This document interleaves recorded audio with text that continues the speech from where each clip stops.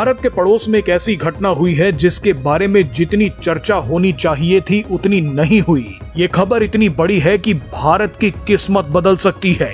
रूस ने पहली बार भारत के पड़ोस में ऐसा दांव खेला है जिसके बारे में एक एक भारतीय को पता होना चाहिए। हमने आपको खबर दिखाई थी कि भारत में अमेरिकी राजदूत सर्जियो गोर कैसे भारत पर दबाव डालने के लिए आजकल बांग्लादेश के चक्कर काट रहे हैं, लेकिन इसी बीच रूस ने धमाकेदार एंट्री ली है। रूस ने अमेरिका और बांग्लादेश दोनों को एक साथ लपेट दिया है। दरअसल रूस ने बांग्लादेश से कहा है कि हमने तुम्हें जो लोन दिया था उसका भुगतान अब भारत की करेंसी यानी रुपए में करो।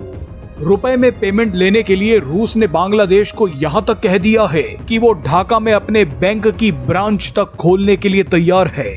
आपको बता दें कि रूस ने बांग्लादेश के रूपपुर में बिजली उत्पादन के लिए बांग्लादेश का पहला न्यूक्लियर पावर प्लांट बनाया था। इस न्यूक्लियर पावर प्लांट के लिए रूस ने बांग्लादेश को 11.38 अरब डॉलर का लोन दिया था।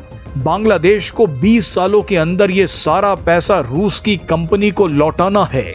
अब इसी पैसे को लेकर रूस ने बहुत बड़ा खेल कर दिया है।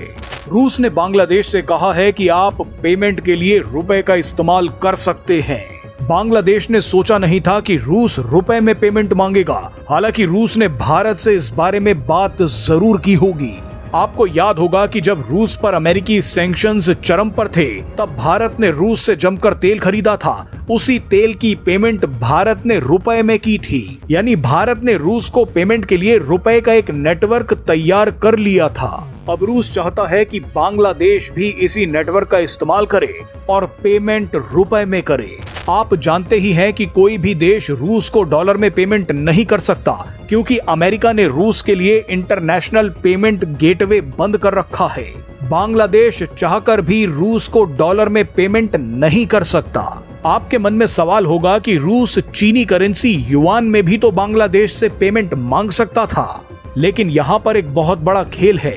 बांग्लादेश और चीन के बीच ज्यादातर बायलैटरल व्यापार डॉलर में होता है, उसके बाद लोकल करेंसी आती है। लेकिन बांग्लादेश और भारत के बीच जो बायलैटरल व्यापार होता है वो पहले लोकल करेंसी में होता है, उसके बाद डॉलर आता है।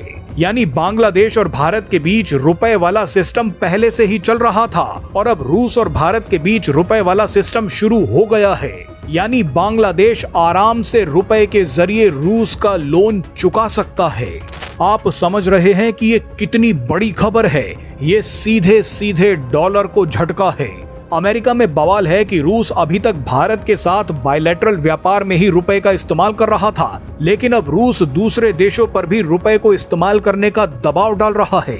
अमेरिका को डर है कि अगर ब्रिक्स देशों ने अपना व्यापार लोकल करेंसी में शुरू कर दिया तो ये डॉलर को सबसे बड़ी चोट होगी। दुनिया की 42% जीडीपी ब्रिक्स देश ही बनाते हैं। बहरहाल आप सोचिए कि बांग्लादेश अगर न्यूक्लियर पावर प्लांट के लिए मिला 11.38 अरब डॉलर का लोन अगर रुपए में चुकाता है तो ये कितनी बड़ी घटना होगी। यहाँ पर भारत की करेंसी को ऐसे इस्तेमाल किया जाएगा जैसे डॉलर को किया जाता रहा है।